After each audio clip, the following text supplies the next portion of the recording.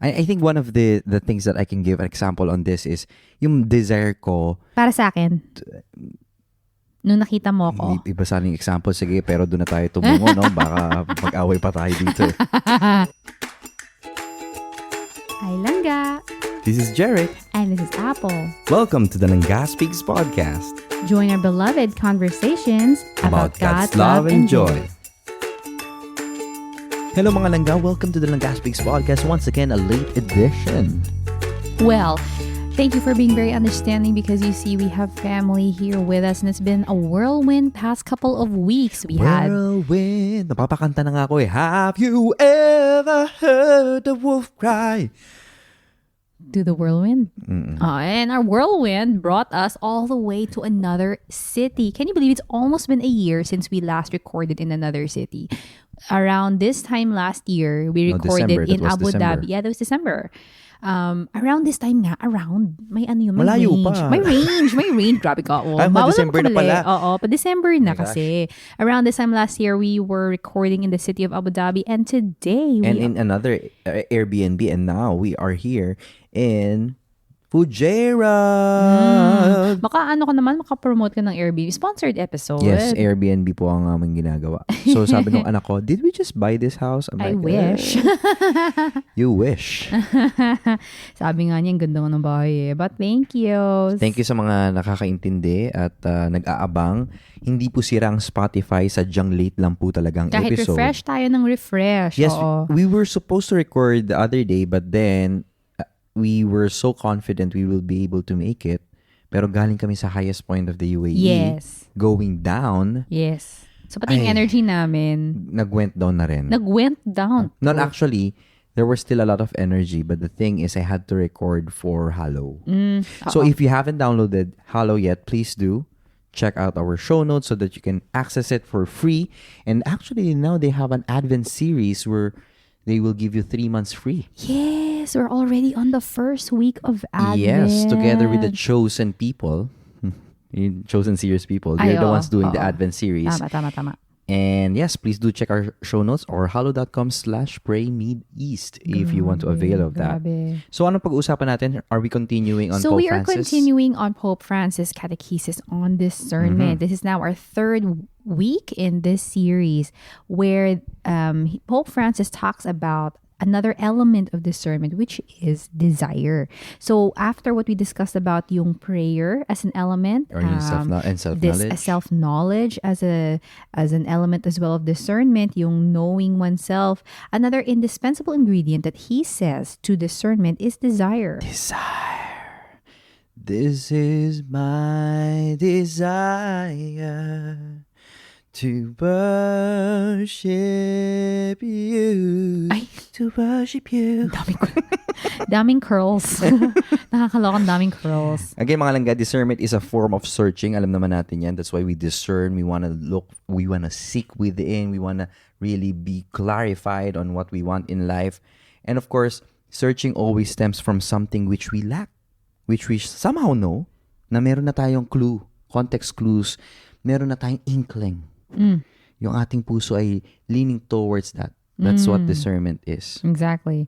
Well, you see this knowledge that yung inkling na yun. Yung inkling or intuition. Yes. Inkling. The inkling or the intuition that this knowledge, that the spiritual teachers refer to it as desire, which fundamentally is a nostalgia, yung longingness for fullness, but never finds complete fulfillment. And this is the sign of God's presence in us. Pag meron tayong hinahanap, na alam natin Nahanap kita. Alam naman natin yan na nasabi natin yan sa mga previous episodes natin na it is only through God that we can find completeness. Exactly. There is a God-shaped hole in our heart that only God can fill. So, maganda yon na meron ka pa rin, hindi ka pa rin satisfied, meron ka pa rin longing. Yes. Therefore, it's a beautiful way that Pope Francis explained it, that it is a sign of God's presence in you. Sometimes people say na, hindi natutupad yung dasal ko, dasal ako ng dasal, pero hindi pa rin natutupad. Maybe, more often than not, that is a sign of God's presence in you, na patuloy ka pa rin You're nagsasearch. hoping, you're searching, you're God is desiring pruning it. That's God right. is purifying that intention. Maybe that's why it's not yet answered. Mm. He's pointing you towards that inkling. Speaking of inkling, another Oh, word. You know, we're gonna have a little etymology lesson. Saan ba galing yung desire? Where does desire come from? What is desire? Desire kasi is not what we think it is, which is the craving of the moment. Hindi siya yun. In fact, desire comes from the Italian word the Italian word rather for desire. Desiderio. Desiderio comes from a beautiful Latin term, which is decidus, which literally means lack of the star. Ganda, no? And this is what Pope Francis explains, is that desire is the lack of the star, yung lack of the reference point that points you towards that orients your Yes. path in life. Kasi yung tatay ko, mga langga, seaman siya. So, marunong siya magbasa ng constellation. Right. Oo. So, ako, ang alam ko lang constellation, yung Orion's Belt eh. Hanggang ngayon, yun lang yung alam ko.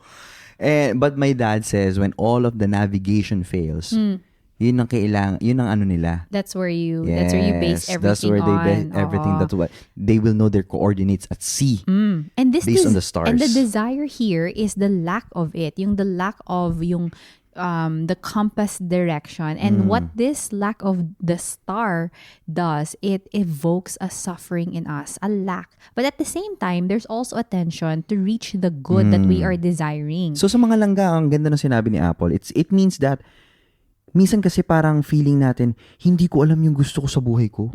I feel lost. But that recognition that you are lost in itself is pointing towards something good. It can point It to can something point good, towards something good. It's a right? sign. Because it's a sign na, maybe you need to look for that star. Exactly. You're lacking the star.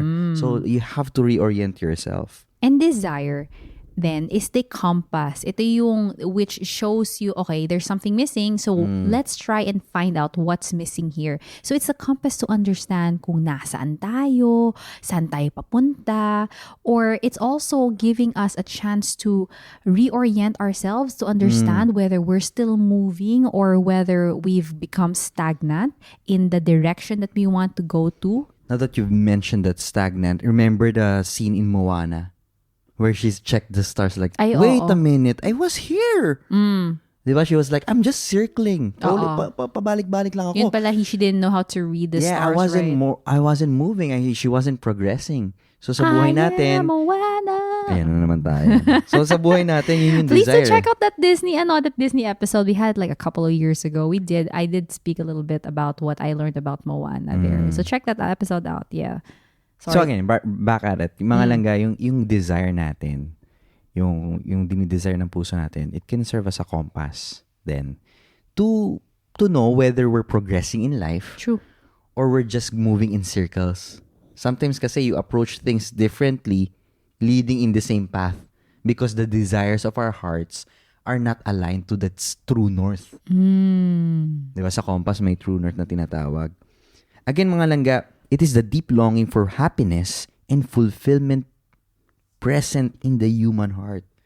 So, a person who never desires, sabi dito ni Pope Francis, a person who never desires is a static person. Almost dead daw yung walang desire. Kasi ano ka lang, hindi ka nagmo-move. It is the compass. Kasi nga, again, to know whether you're moving or not. And, ang tanong kasi dyan, how is it possible to recognize it? Paano natin ma-recognize ngayon yun? Paano nga? So, kailangan we purify our desires before the Lord. We offer it up. Kasi yung sincere desire, it knows how to deeply touch the chords of our being. I love it. I love that. I love that. Which is why it is not extinguished in the face of difficulties and setbacks. Yung tunay na desire, the sincere one, is whether dumating yung challenges, whether dumating yung mga excuses, it doesn't disappear. I mean, like for example, our desire is to communicate God's love and joy through this podcast. True. So there may be a lot of excuses not to do this anymore. There are so many times that we are tempted to not even publish anymore. But then, because it is a sincere desire to serve God's people, through those sa mga langga na nakikinig ngayon, then it's not, even though we have uphill battles, we had our growing of family, we had different challenges that we had, nandun yung sincere desire. That's why it's not easily, Achieved. it's not easily extinguished. That's right. It doesn't disappear easily.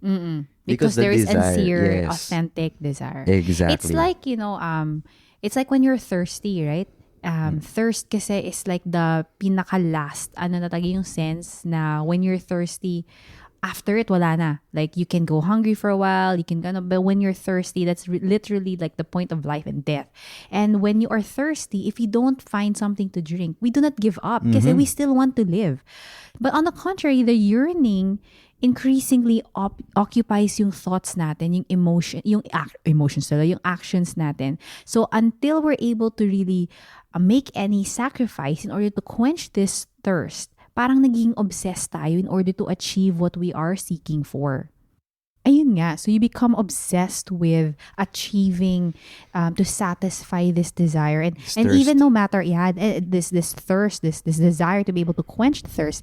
And the thing about it, that even if obstacles and failures come your way, it doesn't stifle, it doesn't hold you back from reaching it. And or in fact, all of these obstacles, all of these failures becomes a motivation. It gives us the reason to keep on going. As opposed to a momentary craving or emotion, yung parang ako kanina nagki-crave lang ako ng Pringles, ganyan. Desire lasts through time, and even a long time. And because it lasts through a long time and you choose not to give in to any obstacle that comes your way, whatever you desire for tends to materialize. Yeah. Right? That's true. I think one of the things that I can give an example on this is yung desire ko. Para sa akin, nung nakita mo ko. Iba sana yung example. Sige, pero doon na tayo tumungo, no? Baka mag-away pa tayo dito eh. So nung nakita exactly, mo ko at desire na-realize mo na ako pala yung pipiliin mo bawat araw for the rest of your life. Yung paghahanap ng langgay, kasi desire yan eh, di ba? Na parang kahit masaktan ako, kahit nasaktan ako, kahit nanakit ako, kahit nabigo ako sa pag-ibig, dahil yung desire ko to find true love, true authentic self-giving love, ay sobrang lakas. I found you. Diba? Nung nakita kita, nalaman ko na agad na may desire ka sa akin. Siyempre naman. Equal naman. So, nung nakita mo ako, may desire ka na agad sa akin? Hindi, kasi nung nakita ko parang alam niyo yun, you narinig niyo yun, overcame the obstacles in your journey to my heart. Kaya sabi ko, sige, pagbigyan ko na ng lalaking to, kawawa naman. Hindi mo pagbigyan ng pag-ibig ko. Nako.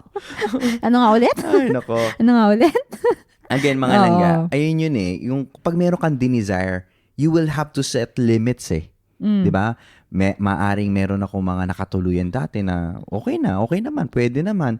Pero we had to say no to a lot of things. That's right. Right? Both of us. We had to say no to a lot of good choices as well. Oh, exactly. Hindi naman lahat ng iba bad. Yung choice mo na hindi lang sa tao, pero yung pagiging misyonaryo mo, for example. Pagiging diba? madre ko. Pagiging madre mo. So you said no to a lot of things because nalaman mo na talaga yung desire mo to become a mother. Diba? Hindi lang mother superior.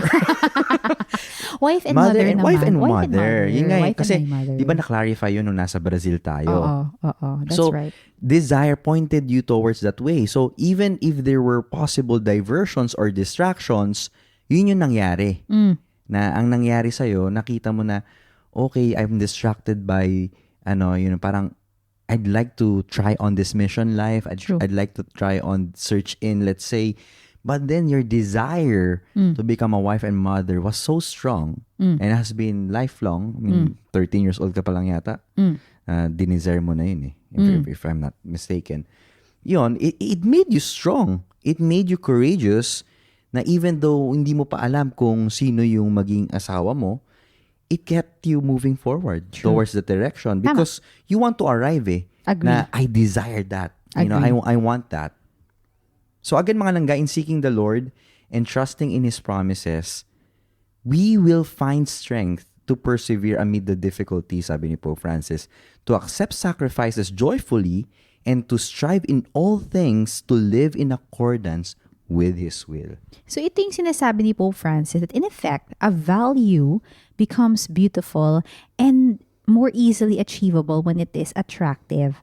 As someone said, more important than being good is having the desire to become good. Kasi it's one thing na, okay, napaka bait mong tao. Okay, that's one thing. You don't hurt anybody, you don't hurt yourself, you love God, ganun. But even more than that is a desire to want to become good. Kasi it could be that you're already, according to world standard, a good person. Or according to your personal view. According to your Mabait personal naman ako view. eh. Oh, mabait naman ako. Wala naman ako sinasaktan. Okay lang naman ako. But the desire to want to become good, not just not just behave. Behave is just one thing kasi you're meeting the standards of what courtesy is, what etiquette is. But to really become good, the desire that everything about your life will reflect the goodness of God. Yan yung mas importante. Because becoming good is attractive. Being good is attractive, yes. We all want to become that. But the desire to want to become good, yan yung mas mahirap. Kaya importante, tanungin ang sarili natin if we want to become good. Gusto ba talaga natin? Or is it just for show? Gusto Or are we ko just following nang the rules? Ganyan. Ay, Sa pagiging. Hindi bagay yung entrada nung ano na yun eh. Oo, hindi. Gusto ko lang kasi kantahin. Kasi nga, masaya ako na nag-record tayo na medyo maaga-aga pa. Oo. Kaya may energy kahit ako. na may kumakato kanina, grabe. Cat-talking. Oo. Yeah, may mga But katoking anyway, yan. ang ganda nung sinabi din dito na totoo naman na yung isa sa mga ginagawa ni Jesus is, naalala mo, ni Jesus. yung ginawa ni Jesus. Actually, ginagawa pa rin naman niya eh. Tinatanong niya tayo eh, continuously eh. True. Kaya diba kasing So what does he ask? katulad nung tinanong niya yung nasa Bethsaida, yung nasa pool, yung paralyzed man, diba? Sabi niya, do you want to be healed? Kasi kung babasahin mo yun in modern eyes, Why would he even ask? kahit yung mga nandun, parang, Hello? obviously, I mean, ilang taon na siyang paralyzed. Exactly. Diba? Sobrang tagal na niyang naandyan. Many years na siya na Many years na hindi siya. hindi siya maka-stand. Ikaw Diba? Medyo na ano ka Kasi 'di ba, it's so out of place. It was so clear that the person is paralyzed, is sick, it is in need of help. So, but then again, in the pool in Bethesda tuloy. In Bethesda, 'di ba? Sabi niya in John chapter 5 verse 6, Jesus asks him, "Do you want to be healed?" You see, mga langga, this question is very, very important because the question of Jesus was not just because he wasn't aware of what was going on. Jesus knew his situation. You could see it, what his situation was. But Jesus' question was an invitation to bring clarity, not to his heart, but to the heart of the paralytic, because it was a way for him to move forward in his mind already that yes, I understand where I am. I acknowledge that I am paralyzed, but I still desire to become healed. And for him to have that desire leveled up his prayer, right? Exactly. So again, it's a possible question, and it is a question that he asks us to bring clarity to our hearts like he did with the paralytic man. True. Kasi sinisigurado niya na, gusto mo ba talagang gumaling? Kasi minsan tayo, gusto mo ba talagang gumaling sa heartbrokenness mo? O yan na yung naging new normal mo?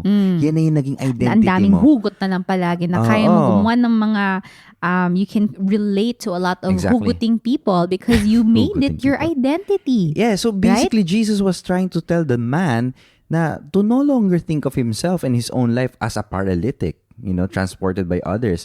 By engaging a dialogue with God, with the Lord through prayer as well, Right. we learn to understand that what we truly want in life. Doon natin nakikita ano ba talagang gusto natin. Gusto lang ba natin to kasi ito yung trending in TikTok?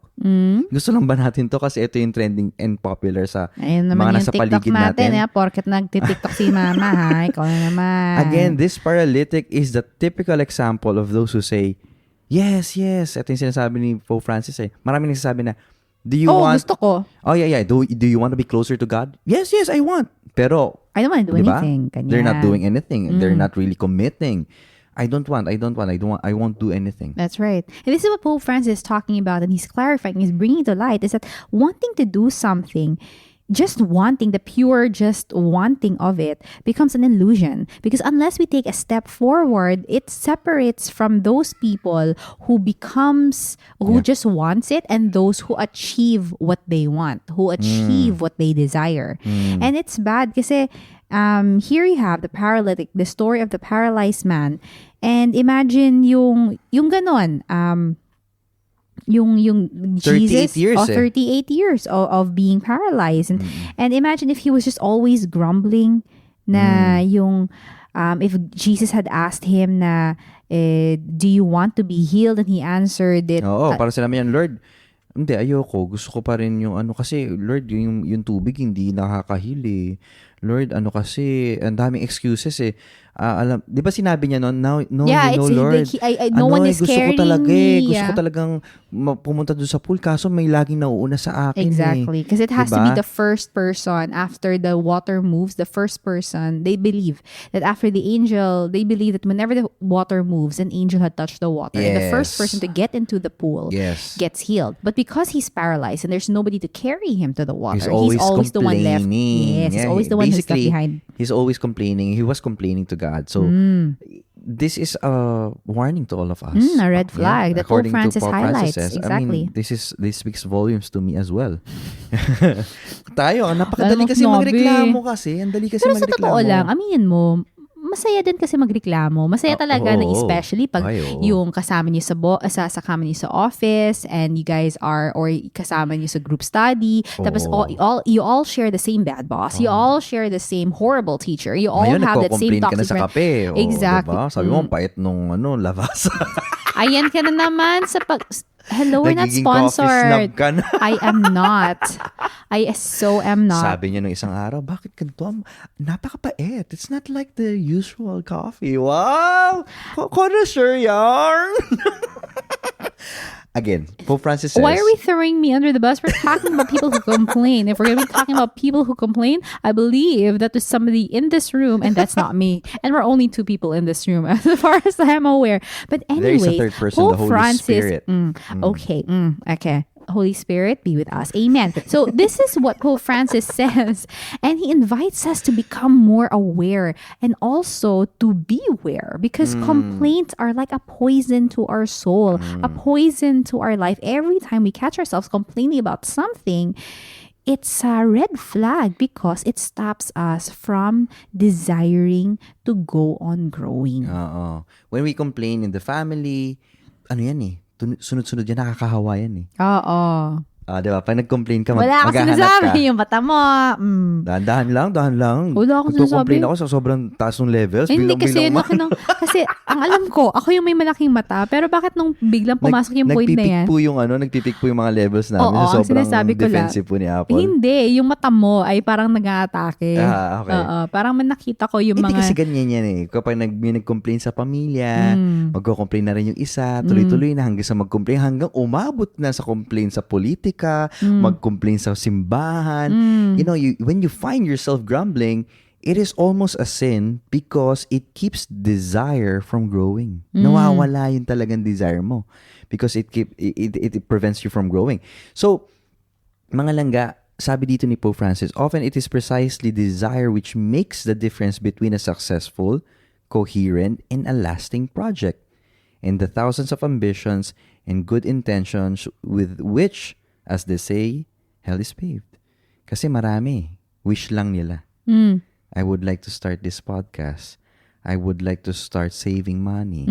I would like to find my one true love. Yes. Yun nga kaya sinasabi na hell is paved, because it's so easy to reach hell as opposed to reaching heaven. Heaven kasi is a rough road, right? Yes. It is indeed. Kasi nga, sobrang daming desires to be better, but there's no action to back it up. True.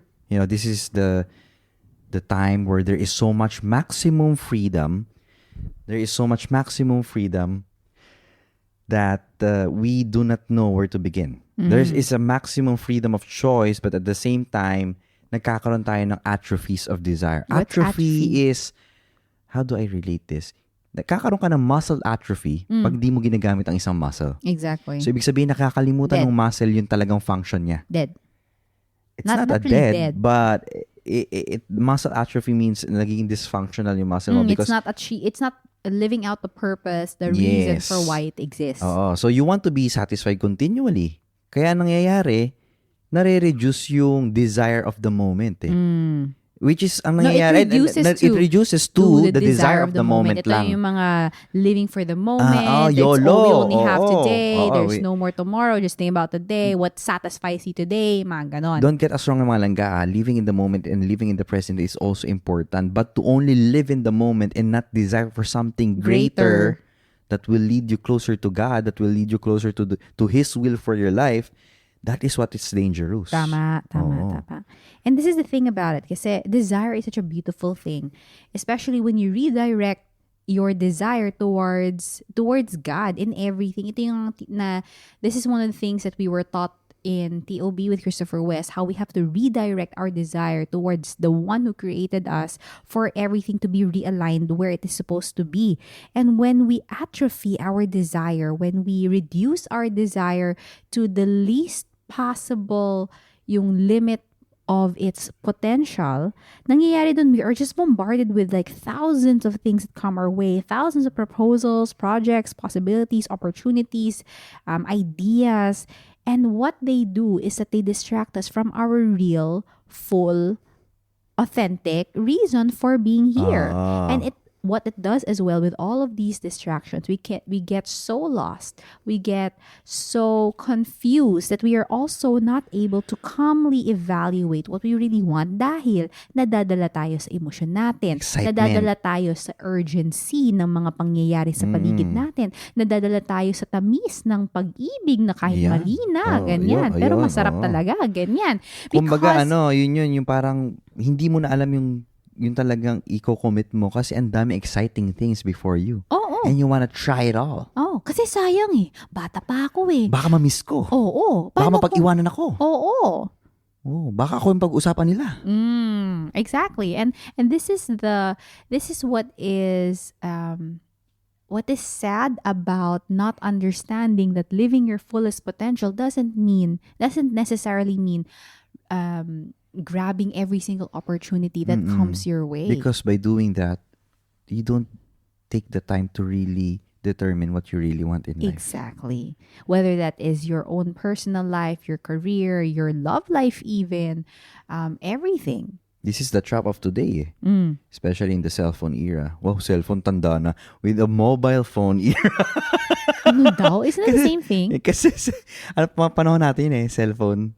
So? Ngayon, it's mobile phones. Yeah, ganon. Really? Mobile phones. There's a difference? Yeah, in terminology. Kasi mas cellphone era tayo. What else? Anong cellphone mo? So anyway, kasi ganun swipe lang tayo ng swipe.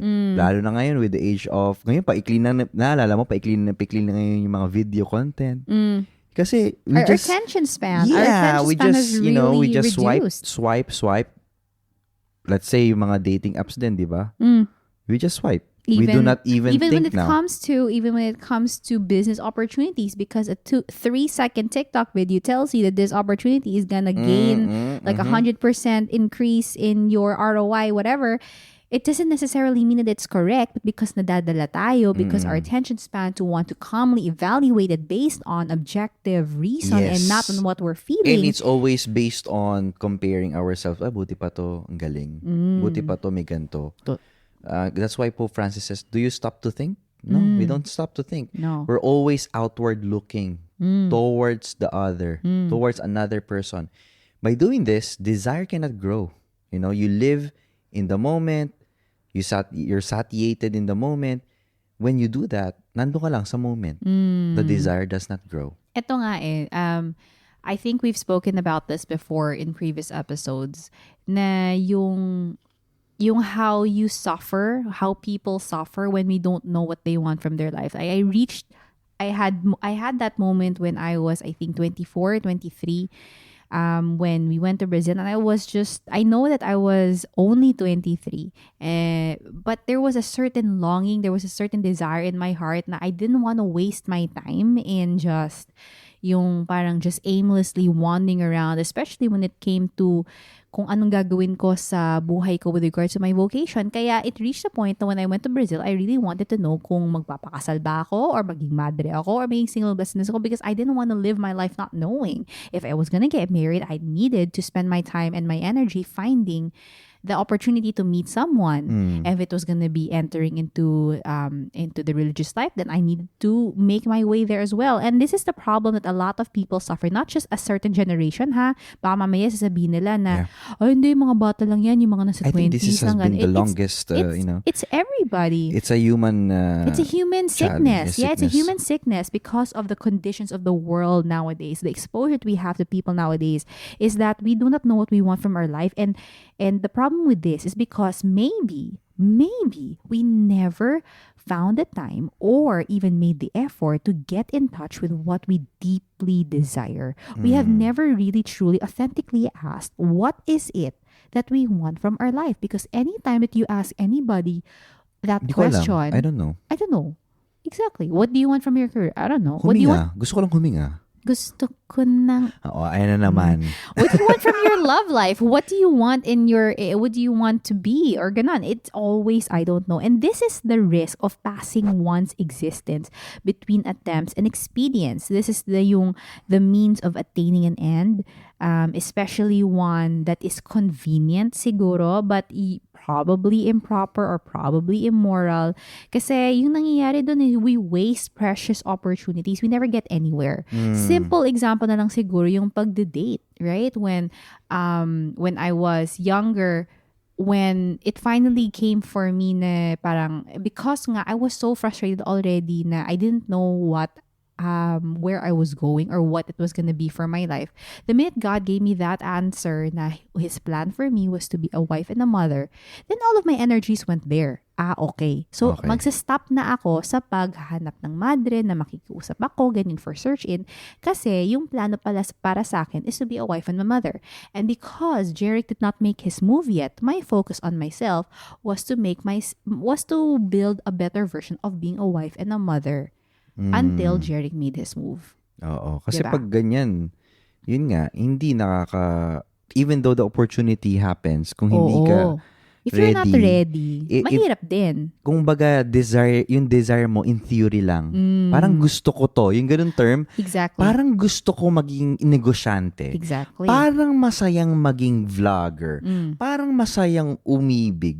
Yung parang lang, in theory lang, when you do that, even when the opportunity arises, it never gets implemented. The strong desire to pursue something is lacking. Exactly. Diba? Because we do not know ourselves yet. Yes. So, Pope Francis says, if the Lord were to ask us today, for example, any one of us, the question He asked the blind man in Jericho, what do you want me to do for you? Mga langga, tinatanong ka ng Diyos ngayon. Mark chapter 10, verse 51. What do you want me to do for you? We have to think that the Lord today asks this question to each one of us. How would we answer that question? We leave it to you, mga langga, in this episode. True. I hope that it will allow you to ponder. But maybe as we How end would this you answer? True, but maybe as we end this episode, maybe we can langga finally ask God to help us know kung ano yung desire niya para sa atin. Kasi baka mamaya we just keep on trying to look into ourselves, but if we really truly look into ourselves, ang makikita natin is God. Yes. Diba? And the desire that we have in our hearts is actually placed there by God. So why do we have to try and look around when God Himself Why already do you knows want to the search answer? outward? Exactly. Or especially as people of the world, diba? Yung parang makamundo lang yung isasagot din nila eh. Tama. Diba? Tama. So pwede mong idasal, sabi ni Pope Francis, Lord, may I know my desires? May I be a man of great desires. Lord, tulungan mo ako. Ano ba, malaman ko yung desire na inilagay mo sa puso ko. Exactly. Hindi ko kasi ma-identify eh. I cannot put words into it eh. Nahihirapan ako, Lord eh. Lord, may I know it. Baka kasi hindi mo pa Reveal it to me. Oo, baka kasi hindi mo pa nadadasal yun. Diba? Maybe you're placing your personal desires na i-approve ng Diyos eh. As opposed to what God already has in Yes, store for instead you. of you asking Him first. And then maybe when we're able to really surrender ourselves to that prayer, the Lord will also give us the strength to make it come true. You see, this is an immense grace, mga langga.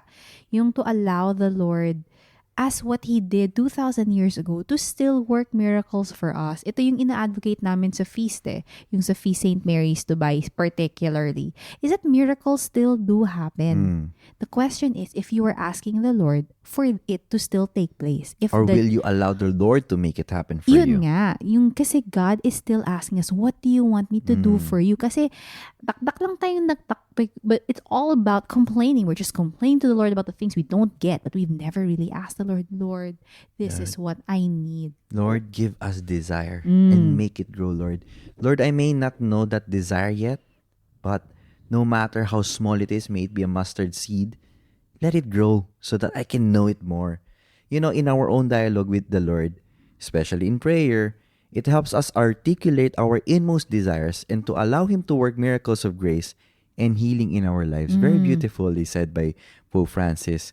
Kasi, sabi dito ni Pope Francis, siya mismo ni Pope, kasi si Pope, for the first Wala one. nga ako sinabi. Wala nga ako sinabi. Tumawa ka naman. Uy, ngumiti lang ako. Si Pope Francis. For Ito yung the- sinabi niya kasi for the purpose of this podcast.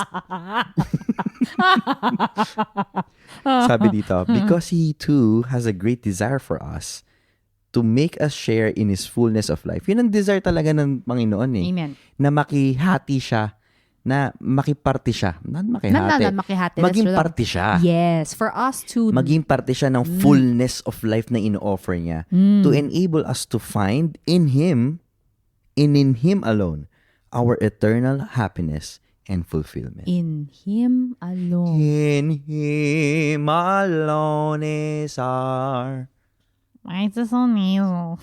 strength. In Him alone is our hope. In Him alone is our hope. Mali. Strength na. Okay. In Him alone are we In Him justified. alone is our Our purpose. Ay, nako, mga langga. You know what? We may be delayed in our recording for this week, Yes. but we really pray that the message of God to you has not been delayed in reminding you that your purpose is still beautiful and very, very much alive, and Jesus really, really, really wants to give you a miracle. Lord, may I know my desires. Tulungan niyo po akong malaman ito. Give us our desires and make it grow, Lord. Most of all, Lord, allow me to answer your question that you ask me every single day. What do you want me to do for you? This is me, Jeric. And this is Apple. Always reminding you Na palangga ka sa Diyos. Diyos.